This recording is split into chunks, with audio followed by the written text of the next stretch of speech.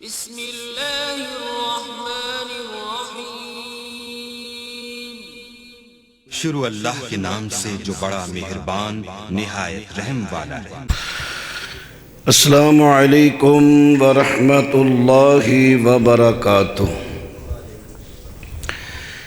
الحمد للہ نحمده ونستعینه ونستغفره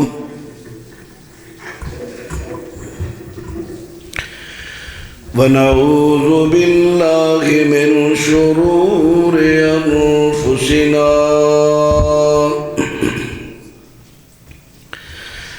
ومن سیئات اعمالنا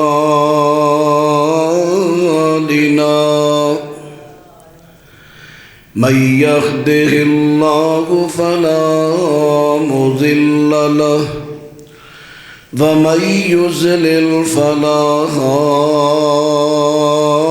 هادي له أشهد أن لا إله إلا الله وحده لا شريك له وأشهد أن محمدًا عبده ورسوله صلى الله عليه وسلم۔ أما بعد فأعوذ بالله السميع العليم من الشيطان الرجيم۔ يا أيها الذين آمنوا اتقوا الله وابتغوا إليه الوسيلة وجاهدوا في سبيله لعلكم تفلحون۔ اے ایمان والو، اللہ سے ڈرو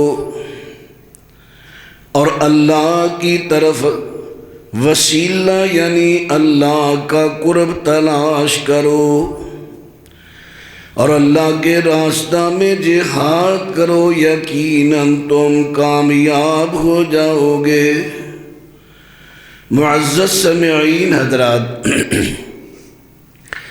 گزشتہ خطبہ جمعہ سورہ فاتحہ کی تفسیر کے حوالہ سے ایاک نعبد و ایاک نستعین کی تفسیر عرض کی۔ پہلے اللہ کی عبادت کا، خالص اللہ کی عبادت کا عقیدہ، پھر اللہ کی عبادت کا اقرار اور وعدہ، پھر عبادت کے ذریعے اللہ کی مدد یقیناً آئے گی۔ چونکہ استعان اللہ سے مدد مانگنا، کچھ لوگوں کو غلط فہمیاں ہوئیں، کچھ کو مس گائیڈ کیا گیا کہ اللہ سے مانگنا ہے شخصیات کا وسیلہ دے کر۔ آج ہم نے قرآن اور سنت کے دلائل سے سمجھنا ہے وسیلہ کسے کہتے ہیں۔ وسیلے کا لغوی معنی ہے قرب، وسیلے کا لغوی معنی ہے ذریعہ، اور شرعی اصطلاحی معنی ہے قرب، یعنی اللہ کی رضا، اللہ کا قرب، اللہ کی خوشنودی جن کاموں میں ہے وہ کام، وہ اعمال کر کے اللہ کا قرب تلاش کرنا۔ اور جنت میں ایک مقام ہے جس کا نام بھی ہے وسیلہ، اس مقام کو بھی وسیلہ فضیلہ کہا جاتا ہے۔ تو آئیے میں عرض کرتا ہوں اللہ کا قرب، اللہ کا وسیلہ کس طرح ہم نے تلاش کرنا، کیونکہ اللہ نے حکم دیا ہے اللہ کا وسیلہ تلاش کرو، یہ اللہ کا حکم ہے، یہ فرض ہے۔ قرآن حکیم نے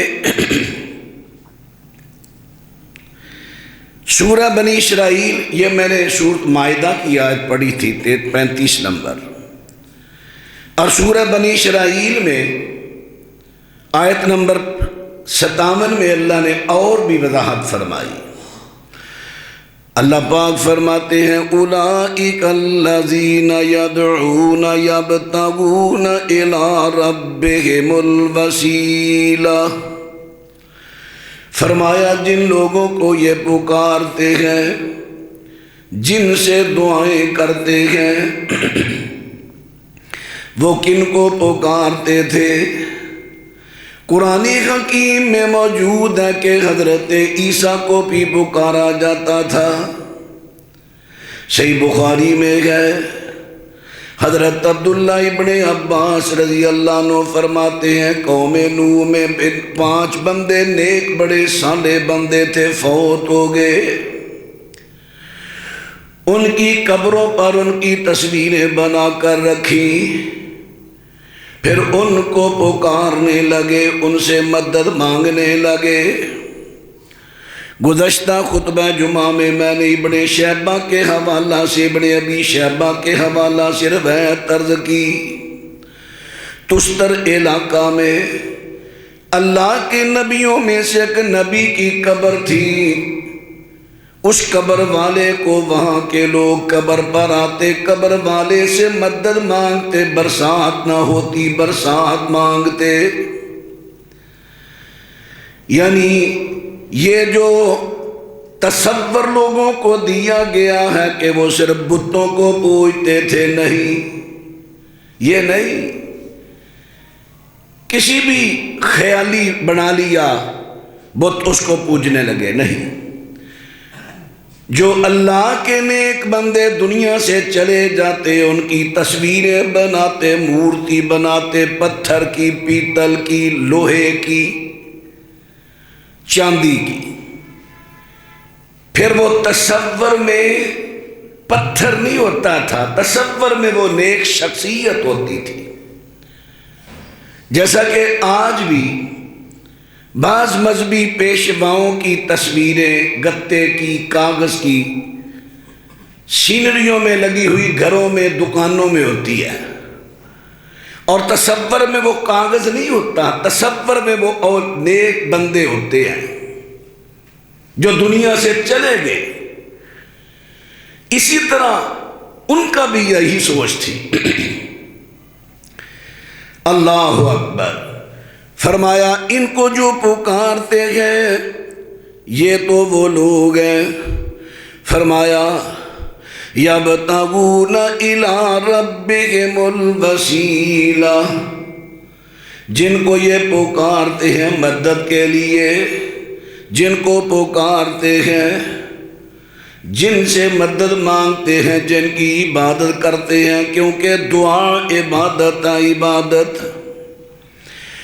فرمایا وہ تو اپنے رب کا وسیلہ تلاش کرتے تھے، ایہم اقرب ویرجون رحمتہ ویخافون عذابہ ان عذاب ربک کان محذورا۔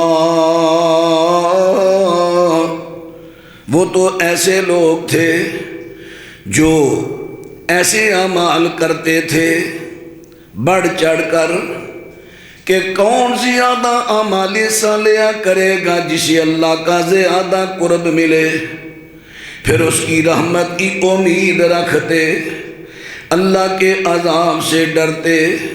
یقیناً اللہ کا عذاب ایسا ہے جس سے ڈرا جائے۔ اب اللہ پاک نے قرآن پاک سورہ بنی اسرائیل میں وضاحت کر دی، یہ ان لوگوں کو وسیلہ بناتے تھے جو خود اللہ کا وسیلہ تلاش کرتے تھے۔ اور سورہ زمر آیت نمبر 3 میں فرمایا فرمایا ما نعبدهم الا لیقربونا الی اللہ زلفا۔ رب العالمین فرماتے ہیں یہ لوگ کہتے تھے ہم ان ہستیوں کو جن کی یہ تصویریں ہیں مورتیاں ہیں ان ہستیوں کو ان مورتیوں کو نہیں مورتی والی ہستیوں کو ما نعبدهم ان کی عبادت ہم اس لیے کرتے ہیں الا لیقربونا الی اللہ زلفا یہ ہمیں اللہ کے قریب کر دیں۔ جیسے آج بھی تصور دیا جاتا ہے ہم تو گناہگار ہیں ہماری تو اللہ سنتا نہیں مانتا نہیں ان کی موڑتا نہیں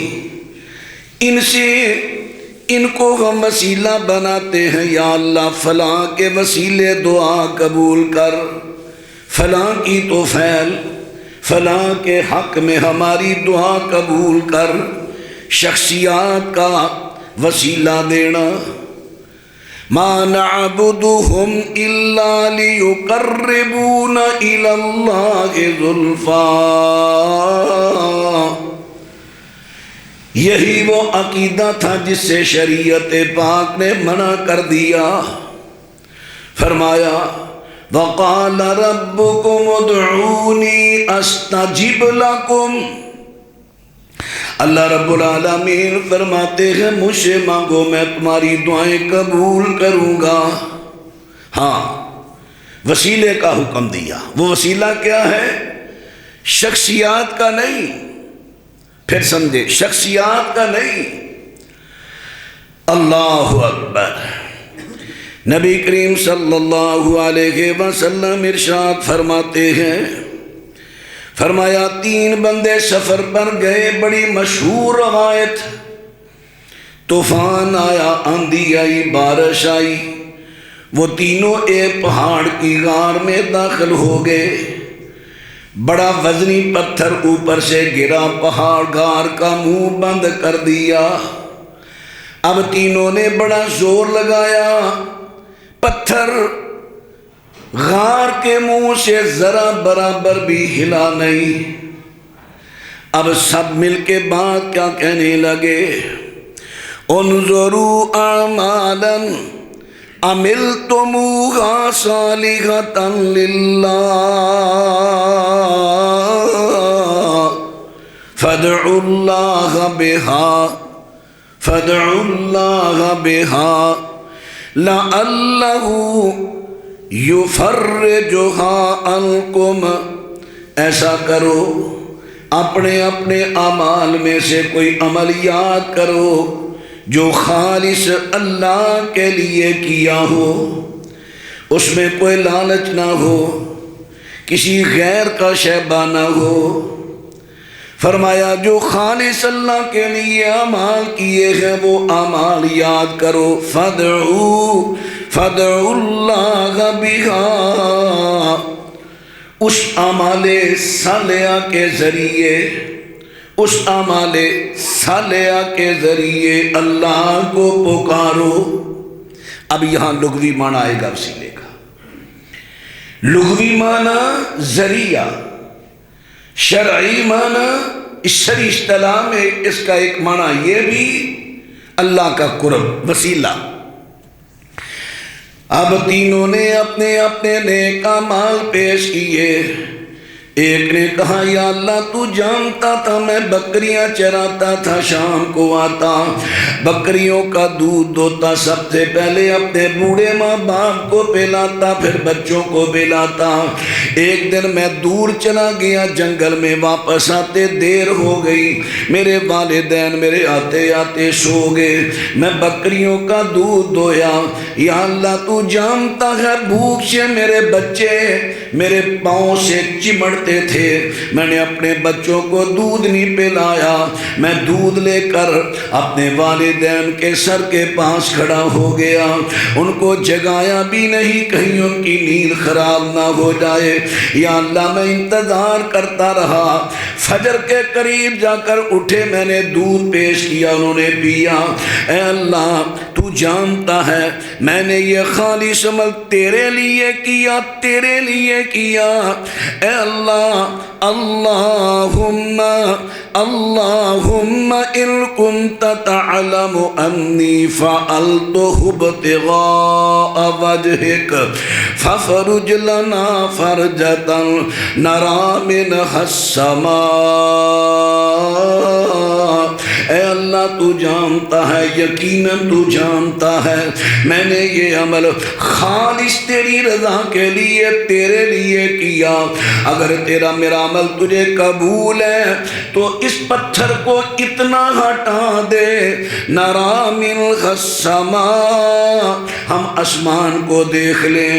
یوں ہی یہ نیک اعمال کے وسیلے دعا کی، رب العالمین نے ففرج اللہ فرعب السماء، اللہ تعالیٰ نے جو ہی پتھر کی دعا قبول کی، پتھر پیچھے ہٹا دیا، آسمان نظر آنے لگا۔ اعمال صالحہ وسیلہ۔ اب یہاں سوچنے کی بات یہ ہے، جس وقت جس دور کا یہ واقعہ موسیٰ علیہ السلام کے بعد کا واقعہ ہے، اس سے پہلے کئی انبیاء، کئی رسول، کئی صحابہ، انبیاء کے صحابہ، کئی اولیاء، کئی اتقیاء، کئی صلحاء، کئی شہداء دنیا میں آ کر دنیا سے زندگی بسر کر کے چلے گئے تھے، کئی زندہ بھی تھے۔ ان تینوں نے کسی شخصیت کا وسیلہ نہیں دیا۔ یا اللہ ہماری دعا قبول کر، بے حق موسیٰ، بے حق صالح، بے حق ہود، بے حق ابراہیم، بے حق اسماعیل، بے حق اسحاق، کسی نبی کا، کسی نبی کی ذات کو بطور وسیلہ پیش نہیں کیا۔ کیا پھر میں وہی سوال دہراتا ہوں، کیا انبیاء صلحاء ان سے پہلے دنیا سے ہو گزرے نہیں تھے؟ کئی زندہ بھی نہیں تھے؟ اللہ اکبر۔ اب دوسرا کھڑا ہوا، دوسرا عرض کرتا ہے اللہم انہا کانت لی بنت عم احببتها اشد۔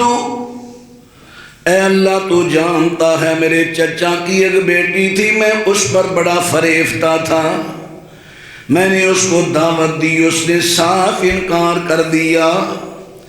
ایک دن ایسا آیا حالات اس کے تنگ آ گئے، غربت نے اس کو مجبور کر دیا، میرے پاس آئی، مجھے اتنے دراہم، مجھے اتنے دیناروں کی ضرورت ہے۔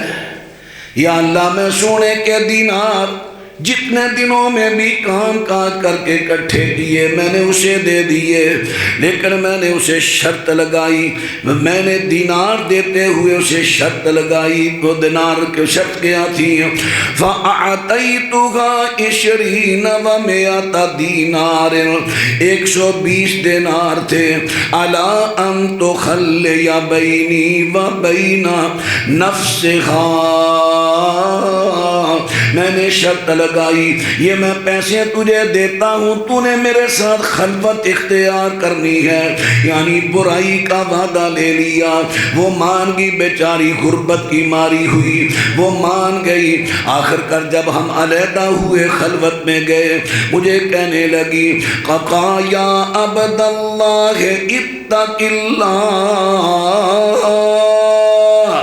اے اللہ کے بندے ڈر جا اللہ سے، لا احل لک ان تفض الخاتم الا بحق، نکاح کے بغیر تیرا یہ معاملہ میرے ساتھ قطعی طور پر حلال نہیں، نکاح کے بغیر مجھے نہ چھونا، نکاح کے بغیر میرے ساتھ ایسا معاملہ نہ کرنا۔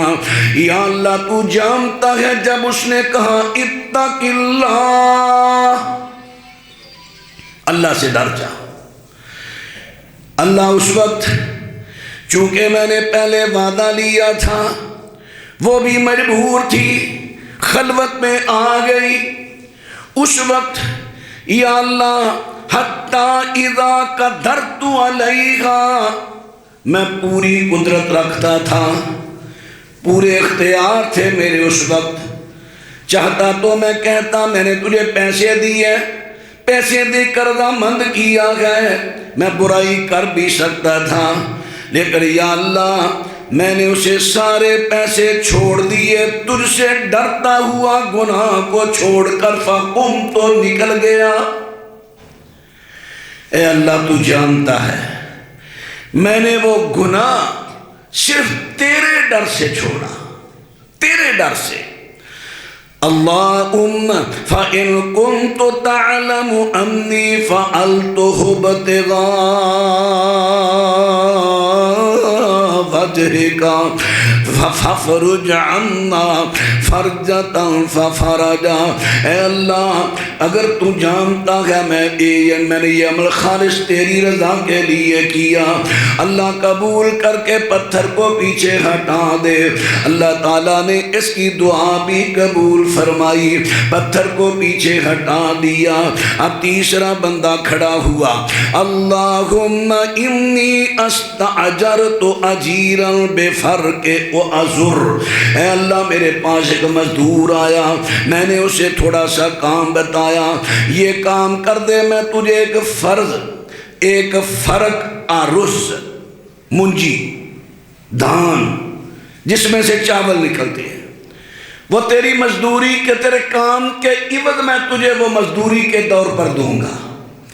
فرق ایک پیمانہ ہے، جیسے 100 پیمانہ ہے، فرق بھی پیمانہ ہے، یہ تقریباً 3 سا کا پیمانہ ہے، 3 سا گندم چاول اس میں آ جاتے ہیں فرق میں، اور 1 سا ہوتا ہے صحیح تحقیق کے مطابق، اگر سیر کہیں، پہلے سیر ہوتے تھے، سیر کم ہے، کلو زیادہ ہے، اب کلو کا حساب لگائیں تو 2 کلو تقریباً 100 گرام کا بنتا ہے 1 سا، اب 3 سا 6 کلو تقریباً 300 گرام منجی تھی، 6 کلو 300 گرام منجی۔ جب اس نے کام پورا کیا میں نے وہ پیش کر دی، یہ آپ کی 6 کلو 300 گرام منجی ہے۔ کہنے لگا میں اتنے کہاں لے جاؤں گا، میں تو آگے مزدوری کرنے کے لیے جا رہا ہوں۔ چلا گیا، وہ کئی سال تک واپس نہ لوٹا، شاید اس کا گزر ادھر سے نہ ہوا، کسی اور رستے اپنا گاؤں چلا گیا، گھر چلا گیا۔ ایک دن مجھے یاد آیا، وہ آ گیا، اور میں نے کیا کیا، وہی 6 کلو 300 گرام اس کی پنیری بنائی، زمین میں بوئی، مجھے بڑا نفع ہوا۔ پھر میں نے اس سے آگے آگے آگے کام کرتا گیا، میں نے اسی 6 کلو 300 گرام سے بڑے مال جانور، بکریاں، گائے، اونٹ خریدے، غلام خریدے، بہت بڑا میرے پاس ذخیرہ ہو گیا مال جانور کا۔ ایک دن وہ آ گیا، میرے پاس آیا، کہنے لگا اللہ کے بندے میری تیرے پاس ایک امانت تھی، امانت دے دے، اتق اللہ، اللہ سے ڈر کر میری امانت واپس کر دے۔ میں نے کہا اذهب الى ذلك البقرہ ورعاتها فخذ، یہ ساری گائے، یہ ساری بکریاں، یہ سارا کوئی تیرا ہے، تو لے لے۔ وہ کہتا ہے اللہ سے ڈر، ولا تستہزی بی، ولا تستہزئ، میرے ساتھ مذاق نہ کر، جتنا میرا تھا وہ دے دے۔ نہیں مذاق نہیں، یہ تیرا ہی ہے۔ میں نے ساری بات سنائی، یا اللہ تو جانتا ہے وہ لے گیا، فَأَخَذَهُ كُلَّهُ فَاسْتَاقَ فَلَمْ يَتْرُكْ مِنْهُ شَيْئًا، یا اللہ وہ سارے کا سارا مال لے گیا، کچھ نہ چھوڑا۔ اللہ تو جانتا ہے میں نے سارا مال اسے دیا صرف تیری رضا کے لیے، تو راضی ہو جائے، امانت میں خیانت نہ ہو۔ یا اللہ اللہم فَإِن كُنْتُ فَعَلْتُ ذَلِكَ ابْتِغَاءَ وَجْهِكَ فَافْرُجْ عَنَّا مَا نَحْنُ فِيهِ، یا اللہ اگر تو جانتا ہے میں نے خالص تیرے لیے عمل کیا، پھر اس عمل کے وسیلے اس مصیبت کو دور کر دے۔ جب اس نے دعا کی تو اللہ رب العالمین نے وہ پتھر ہٹا دیا۔ اب تینوں نکل کے اپنے اپنے گھروں میں چلے گئے۔ اب یہاں جو بات سمجھنے کی ہے کہ تینوں نے اپنے اپنے اعمال صالحہ کا وسیلہ دیا، تینوں نے اپنے اپنے اعمال صالحہ کا وسیلہ دیا۔ میں نے پہلے بھی عرض کیا انبیاء، صلحاء، اتقیاء، اولیاء اس وقت موجود بھی تھے اور کئی دنیا سے رخصت ہو گئے تھے۔ کیا یہ جو نیک اعمال کرنے والے یہ مومن نہیں تھے، مسلم نہیں تھے؟ ان کو انبیاء اولیاء کی پہچان نہیں تھی؟ ان کو وہ نام نہیں آتے تھے؟ کسی نے ایک نے بھی کسی نبی کی ذات کا، ولی کی ذات کا وسیلہ نہیں ڈالا۔ اللہ اکبر۔ حضرات ابا توجہ فرماتے جائیں، نبی کریم صلی اللہ علیہ وسلم کی تعلیم آپ کے سامنے عرض کر رہا ہوں۔ یہ تو اعمال صالحہ کی بات ہوئی۔ گزشتہ جمعہ میں نے کئی مثالیں بیان کی۔ حضرت سارہ نے نماز پڑھی، اللہ سے دعا کی۔ حضرت عبداللہ بن عباس کو مشکل آتی، نماز پڑھتے اللہ سے دعا کرتے۔ نبی کریم علیہ السلام کے بارے سے صحابہ کہتے ہیں مشکل آتی، نماز پڑھتے دعا کرتے۔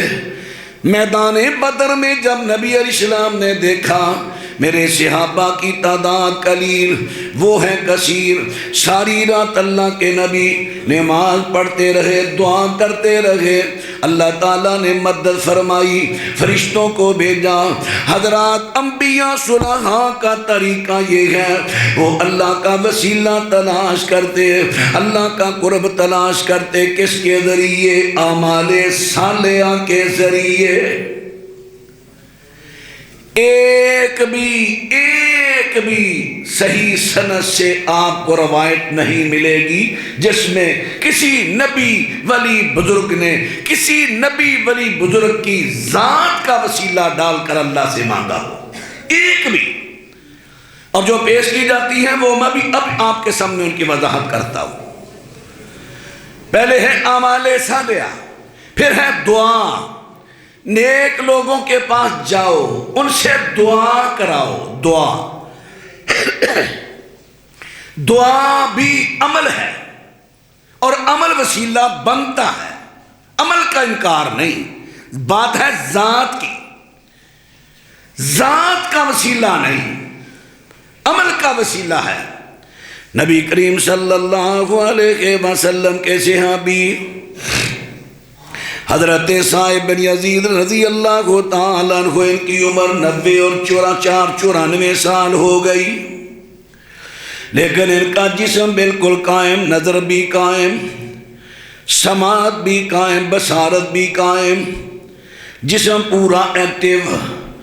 پوچھنے والوں نے پوچھا حضرت صاحب آپ کی عمر 94 سال کی ہو گئی، جسم بالکل ایکٹیو، کیا کھاتے ہو؟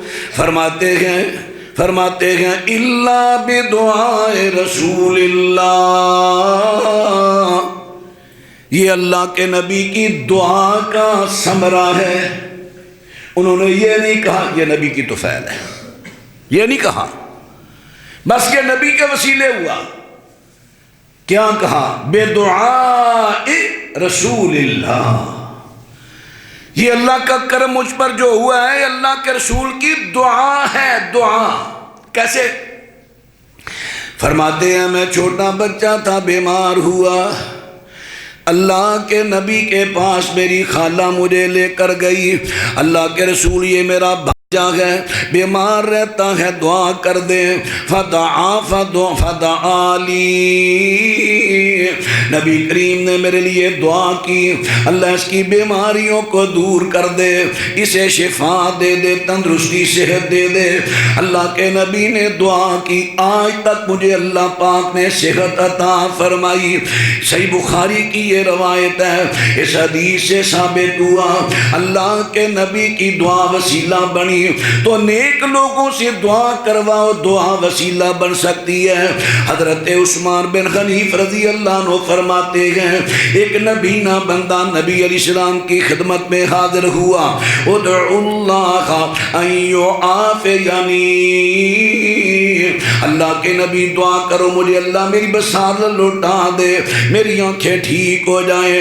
آپ فرماتے ہیں ان شئت دعوت وان شئت دعوت وان شئت صبرت فہو خیر لک، اگر تو اس پر صبر کرے، اگر تو کہتا تو میں دعا کر دیتا ہوں، لیکن اگر تو صبر کرے گا تو تیرے لیے خیر ہوگی، جنت ہوگی۔ ٹھیک ہے اللہ کے رسول، بات تو آپ کی درست ہے، لیکن مجھے آنکھوں کی ضرورت ہے، بینائی کی ضرورت ہے۔ اللہ کے نبی میرے لیے دعا کر دیجئے۔ اب آپ نے حدیث کے لفظ یاد رکھنے ہیں، لفظ یہی روایت ہے جو بیان کر کے دھوکہ دیا جاتا ہے، ایک یہ ہے، ایک اور وہ میں پیش کرتا ہوں آپ کے سامنے۔ حضرت عثمان بن حنیف والی یہ روایت ترمذی اور ابن ماجہ میں ہے، یہی روایت پیش کر کے دھوکہ دیا جاتا ہے۔ نبی نے بندے نے درخواست کی اللہ کے نبی میرے لیے دعا کر دو، فرمایا ان شئت دعوتک۔ اب اللہ کے نبی کیا وعدہ کر رہے ہیں؟ اگر تو چاہتا ہے میں دعا کر دیتا ہوں، دعا کر دیتا ہوں، یہ آپ نے وعدہ کر لیا۔ ان شئت، اگر تو چاہے تو صبر کر، اللہ تجھے بہتر بدلہ دے گا۔ اب اللہ کے نبی نے دو آپشن دیے اور وعدہ، ایک آپشن کا وعدہ کیا۔ پہلا آپشن ہے اگر تو چاہتا ہے میں دعا کرتا ہوں، وعدہ ہو گیا، یہ آپ نے وعدہ یاد رکھنا ہے۔ جہاں کہیں بھی آپ کو یہ روایت پیش کی جائے آپ نے یہ وعدہ پیش کرنا ہے، ان شئت دعوتوں کا، یہ وعدہ ہوا اللہ کے نبی کا۔ آگے دوسرا آپشن، اگر تو صبر کرے اسی حالت پہ تو اللہ تجھے خیر دے گا۔ اس نے کہا اللہ کے رسول دعا کیجیے۔ اب اللہ کے نبی صلی اللہ علیہ وسلم نے اسے حکم دیا، فرمایا ان یتوضا فیحسن وضوءہ، چل جا اچھی طرح وضو کر۔ اس نے وضو کیا، اچھا وضو کیا، فرمایا وَيَدْعُو بِهَذَا الدُّعَاء،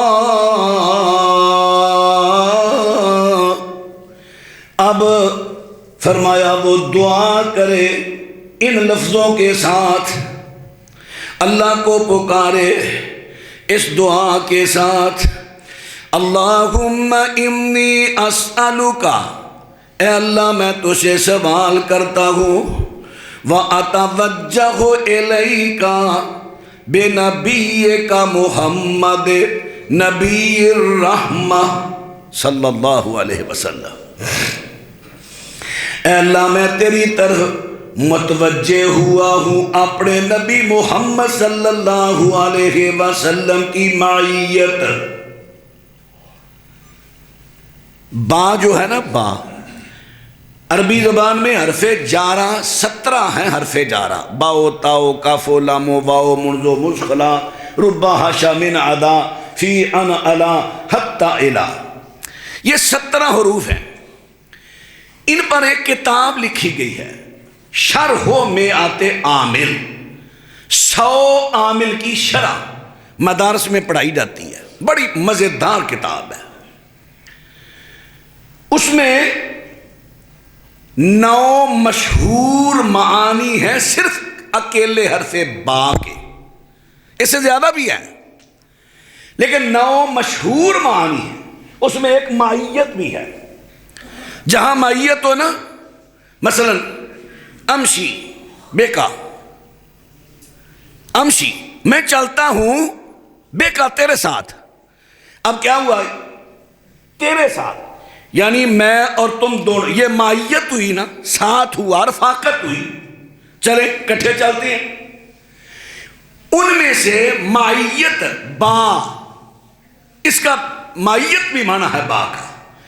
اب یہاں بے نبی کا، اب با حرف آیا نبی کا سے پہلے، نبی کا، تیرے نبی بے ساتھ، میں متوجہ ہوا ہوں تیری طرف اپنے تیرے نبی کے ساتھ، اور دوسرا معنی اس کا ہوگا ذریعہ، تیرے نبی کے ذریعے، دونوں معنی ٹھیک ہے، لیکن جو اس کا یہ معنی بنا لیا گیا کہ اس کا یہ معنی ہے تیرے نبی کی طفیل، یہ طفیل کہاں سے آ گیا؟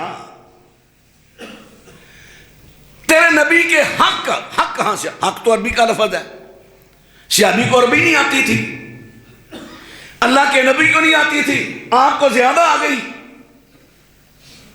اب اس پہ غور کرنا ہے آپ نے۔ اللہم انی اتوجہ الیک بنبیک، اے اللہ میں تیری طرف متوجہ ہوا ہوں تیرے نبی کی مائیت، یعنی میں بھی تیری طرف متوجہ ہوا ہوں مانگنے کے لیے۔ تیرے نبی نے جو وعدہ کیا تھا دعوتوں کا، اب یاد ہے نا وعدہ جو ابھی میں تھوڑی دیر پہلے آپ کو کہہ رہا تھا، ان شئت دعوتوں کا، تیرے نبی نے جو وعدہ کیا ہے دعا کا، تیرا نبی بھی دعا کرتا ہے، میں بھی دعا کرتا ہوں۔ اور کون سا نبی؟ جس کا نام ہے محمد صلی اللہ علیہ وسلم، وہ نبی رحمہ ہے، وہ نبی رحمہ ہے، میرے ساتھ بڑی رحمت سے پیش آیا ہے۔ اے اللہ میں اور تیرا نبی دعا کرنے لگے ہیں، یا اللہ توجہت انی توجہت بک الی ربی فی حاجتی، اے اللہ میں نے توجہ کی بیکا، بیکا یہاں نبی کریم کو مخاطب کر رہے ہیں، تیرے ذریعے کہ تو نے میری رہنمائی کی، تو نے میری اے محمد صلی اللہ علیہ وسلم آپ نے میری رہنمائی کی، میں آپ کے ذریعے آپ کی رہنمائی سے توجہ تو متوجہ ہوا ہوں الی ربی، اپنے رب کی طرف، فی حاجتی ہذہ، اس اپنی ضرورت میں یہ جو میں نے پیش کی، لتقضی لیا تاکہ میری حاجت پوری کی جائے۔ اللہم فشفعہ فیہ، یہ آگے لفظ کدھر جائیں گے؟ اگر ہم اس کا معنی کریں گے، اس نے کہا اے محمد تیرے وسیلے دعا، تیری ذات کے وسیلے دعا، پھر یہ لفظ کہاں جائیں گے؟ پیچھے دعا کے لفظ فشفعہ، اس کی سفارش قبول کر، فیہ میرے بارے میں۔ اب سفارش کیا ہے؟ ان شئت دعوتوں کا، اگر تو چاہتا ہے میں دعا کر دیتا ہوں۔ یار حدیث میں اتنے واضح لفظ ہونے کے باوجود اس کا معنی غلط کیا جاتا ہے۔ میں اس کا خلاصہ آپ کو شیئر کرتا ہوں۔ جب صحابی نبینے نے کہا میرے لیے دعا کر دو، اللہ تعالیٰ مجھے آنکھیں دے دے، بینائی دے دے، تو نبی علیہ السلام نے اس کو دعا کرنے کا طریقہ بتایا۔ اچھا وضو کر، ان الفاظ سے تو بھی دعا کر، میں بھی کرتا ہوں۔ اس نے بھی دعا کی، اور اس نے دعا میں کہا یا اللہ تیرے نبی نے مجھے یہ الفاظ سکھائے، میں تیرے نبی کے الفاظ کے ذریعے تیری طرح مخاطب ہوں، اللہ میری بھی دعا قبول کر اور اپنے نبی محمد کی دعا شفاعت میرے حق میں قبول کر۔ بات تو یہ ہے۔ نہیں اس نے کہا تھا نبی کے وسیلے۔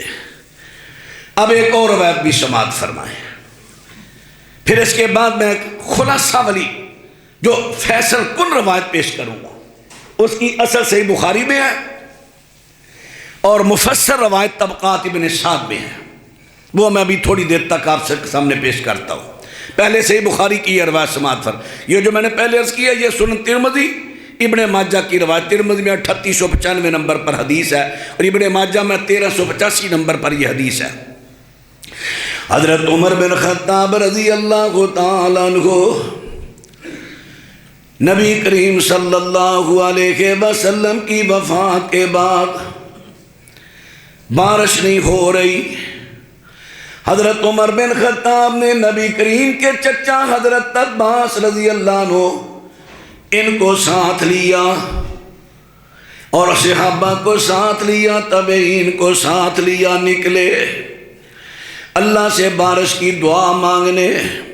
اللہم انا کننا نتوسل الیک بنبینا،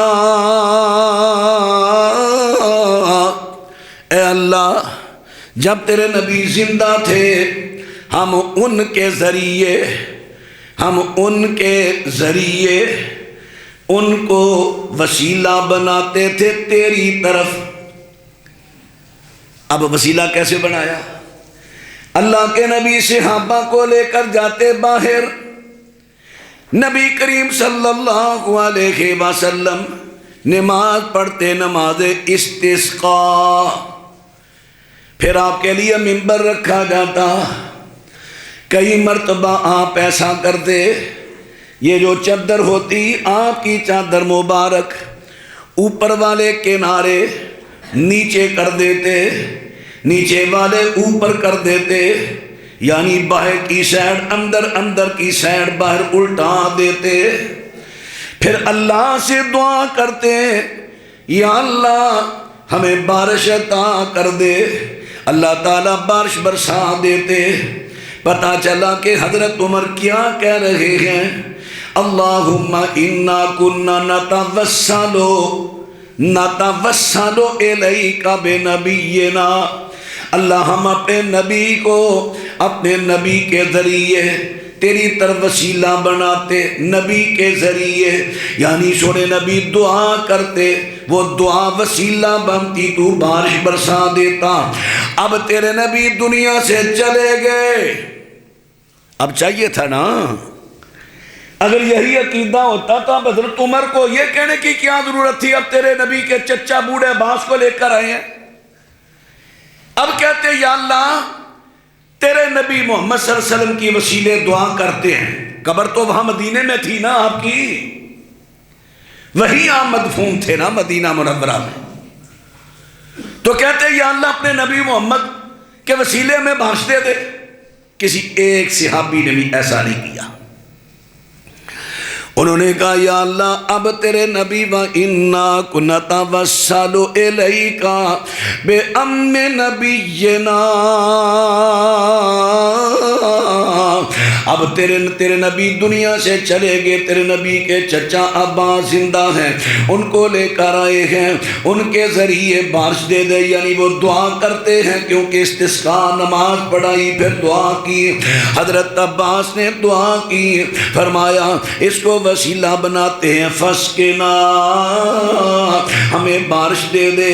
جب وسیلہ بنایا سنت کے مطابق اللہ پاک نے بارش دے دی، بارش حضرات بات پہ توجہ فرماتے جانا۔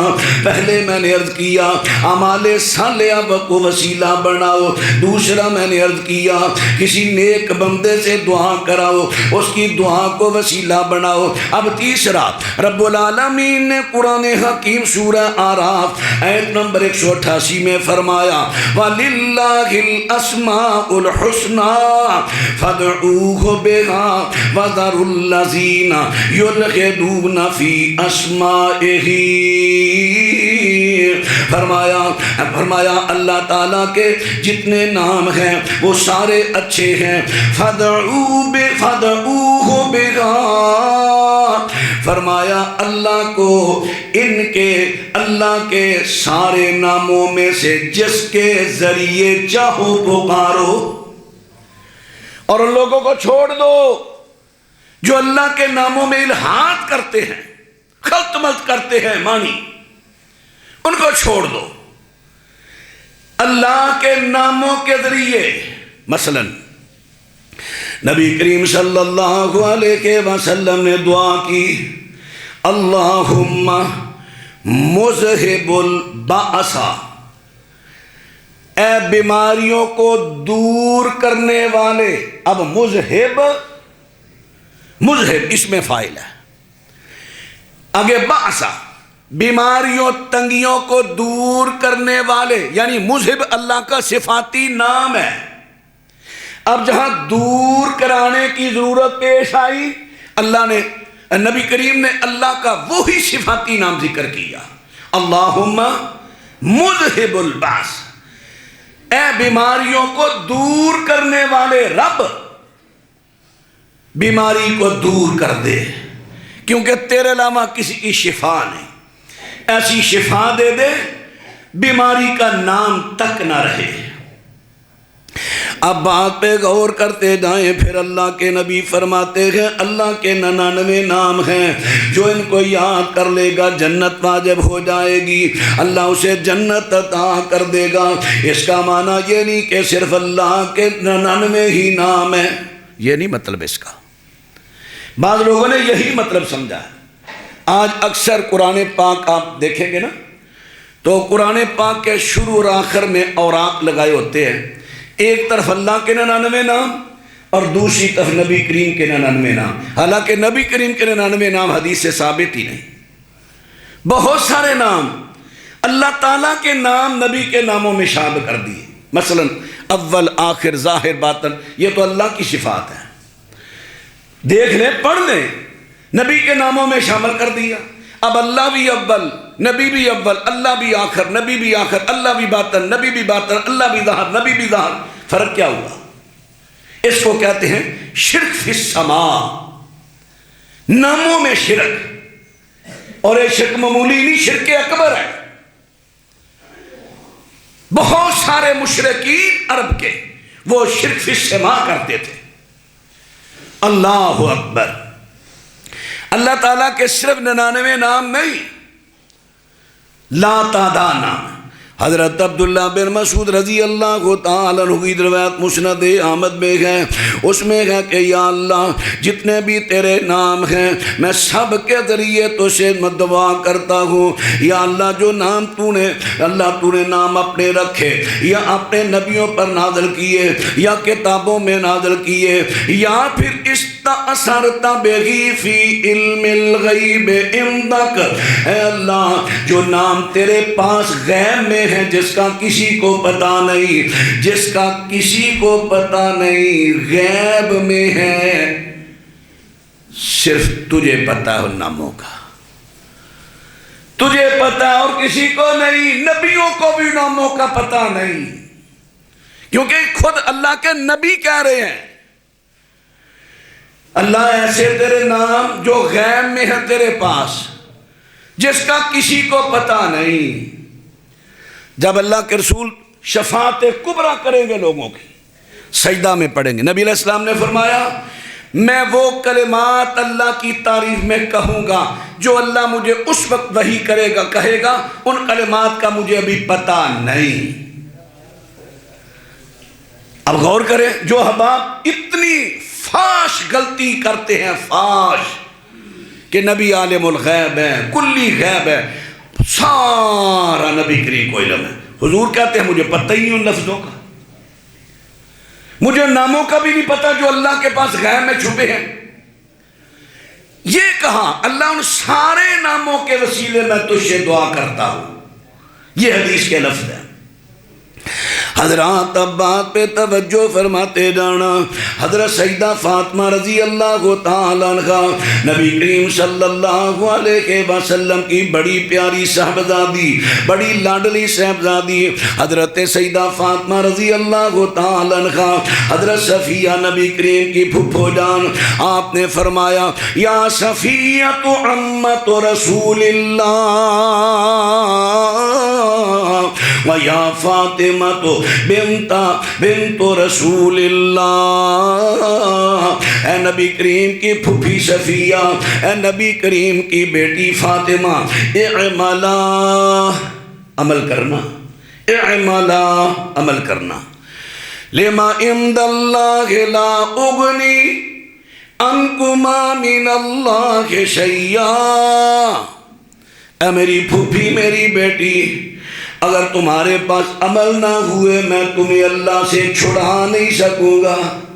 اب بتاؤ میرے بھائیوں، سوچنے کی بات، اللہ کے بندوں، میں ہر جمعے بار بار بار آپ سے درخواست کرتا ہوں اپنے عقیدے سنوار لو۔ گزشتہ جمعے میں نے قرآن پاک کی آیت پڑھی تھی نا، جو شرک کرتا ہے وہ اللہ سے غداری کرتا ہے، اور غدار کی سزا فرمایا سارے گناہ لے کر آؤ میں چاہوں تو بخش دوں، لیکن اگر تم شرک لے کر آئے میں معاف نہیں کروں گا۔ یہ شرک ہے، ما نعبدہم الا لیقربونا الی اللہ زلفیٰ، ہم تو ان کو وسیلہ اس لیے بناتے ہیں ہمیں اللہ کے قریب کرے۔ شخصیات کا وسیلہ، انبیاء کا جھگڑا ہی ان کے ساتھ یہ تھا کہ شخصیات کا وسیلہ نہیں، عقیدے کا وسیلہ ڈالو، عقیدہ توحید بناؤ۔ یا اللہ تو جانتا میں تیرے ساتھ شرک نہیں کرتا، میرا عقیدہ توحید ہے، میری فلاں مشکل دور کر دے، ٹھیک ہے کرو۔ اللہ کے اسماء حسنہ کا، اللہ کے ذاتی نام کا وسیلہ ڈالو، جائز ہے۔ کسی نیک بندے کی دعا کراؤ، دعا کو وسیلہ بناؤ، جائز ہے۔ لیکن شخصیات کا وسیلہ، یا اللہ فلاں ولی کی تو فعل یہ کر دے، فلاں نبی کے واسطے یہ کر دے، بے حق کے فلاں یہ کر دے۔ اب اگر یہ ہی وسیلہ ہوتا، اللہ کے نبی سیدہ فاطمہ اور حضرت صفیہ کو فرما رہے ہیں اے نبی کی پھوپھی، نبی کریم کی بیٹی، عمل کرنا عمل کرنا، اگر آپ کے پاس عمل نہ ہوئے انی لا اغنی عنکما من اللہ شیئا، میں تمہیں اللہ سے چھڑا نہیں سکوں گا۔ سے بخاری میں آتا ہے اے بیٹی پیاری، دنیا کی چیز جو تو نے مجھ سے مانگنی ہے لے لے، لیکن اعمال نہ ہوئے میں تجھے اللہ سے چھڑا نہیں سکوں گا۔ اللہ، ایک روایت بڑی مشہور ہے، بیان کی جاتی ہے، مستدرک حاکم میں، حضرت آدم علیہ السلام سے لغزش ہوئی، دنیا اللہ نے زمین پر اتار دیا، 40 برس اللہ کے سامنے روتے رہے، آخر کار حضرت 40 سال روتے رہے۔ حضرت آدم علیہ السلام ایک دن کہنے لگے میں نے اللہ کے عرش کے کنارے پر ایک کلمہ لکھا ہوا دیکھا تھا، لا الہ الا اللہ محمد رسول اللہ، یا اللہ مجھے معاف کر دے بے حق کے محمد صلی اللہ علیہ وسلم، اللہ مجھے محمد کی طفیل، محمد کے حق، محمد کے واسطے مجھے معاف کر دے۔ آدم تو میرے محمد کو کیسے جانتا ہے؟ یا اللہ تیرے عرش کے کنارے پر کلمہ لکھا تھا، میں نے کہا یہ جو کلمہ لکھا ہے اس اللہ کے نام کے ساتھ نام ہے نا، یہ کوئی خاص تیرا محبوب ہوگا، تو میں نے جا آدم میں نے معاف کر دیا۔ اب پہلی بات تو یہ، اس کی سند میں عبد الرحمن بن اسلم بن زید، پھر سمجھ لیں، اس کی سند میں عبد الرحمن بن اسلم بن زید، یہ راوی ضعیف ہے۔ اب کچھ لوگ کہہ دیں گا او ٹھیک ہے بھائی، جیڑی کوئی نہ دے حق چ ہوندی ہے او ٹھیک ہے، جیڑی دوجیاں دے حق چ صحیح ہے، بھائی یہ صحیح ضعیف کا سلسلہ تمام مسالک میں مقبول ہے، حتیٰ کہ اہل تشیع میں کچھ کمزوری پائی جاتی تھی، اب ان کے بھی ہاں ایسے محقق علماء پیدا ہوئے ہیں جو ان کے ذاکروں کی کئی باتوں کا رد کرتے ہیں کہ یہ تو روایتی ضعیف ہے، تم کیوں پیش کر رہے ہو؟ یعنی صحیح ضعیف کا سلسلہ تمام مسالک اور تمام فرقوں میں ہے، باقاعدہ علماء نے کتابیں لکھی ہیں، اور کسی عالم سے کہو کہ عبد الرحمن بن اسلم بن زید کے بارے میں آپ تحقیق کر کے بتاؤ یہ راوی کیسا ہے، متفقہ طور پر یہ راوی ضعیف ہے۔